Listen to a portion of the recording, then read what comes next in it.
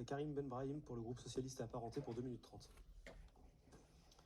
Merci, Monsieur le Président. Monsieur le Ministre, je voudrais vous interroger sur 2 points qui étaient à l'ordre du jour du dernier Conseil européen, le soutien à l'Ukraine et la compétitivité de l'industrie européenne.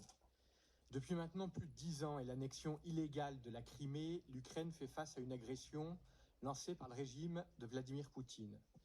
Dans cette guerre, la résistance ukrainienne lutte pour défendre sa souveraineté et sa liberté.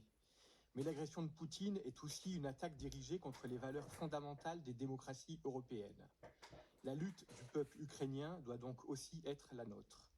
Le groupe socialiste réaffirme donc son soutien au maintien des aides face à un Vladimir Poutine qui ne comprend que le rapport de force. 210 milliards d'euros d'actifs russes sont actuellement immobilisés dans l'Union européenne. Pour financer l'aide à l'Ukraine, vous l'avez évoqué, l'Union européenne a autorisé la levée d'un prêt qui sera remboursé par les intérêts de ces actifs. Mais l'Union européenne n'a pas souhaité procéder à leur saisie, ce qui constituerait pourtant un soutien déterminant pour la résistance ukrainienne. Ma question est donc simple, Monsieur le Ministre. La France envisage-t-elle la saisie de ces fonds pour financer les aides apportées à l'Ukraine?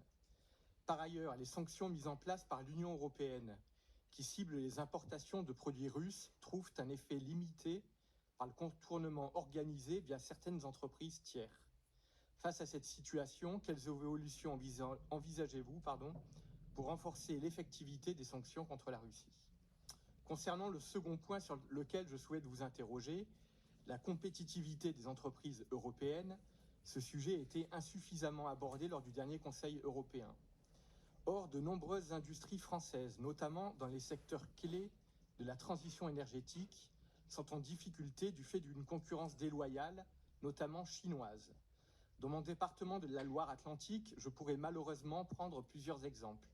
Le temps me manquant, je ne citerai que l'exemple de General Electric, concurrencé par la Chine pour la production des futures éoliennes offshore et qui a décidé de délocaliser son usine aux États-Unis pour y concentrer sa production.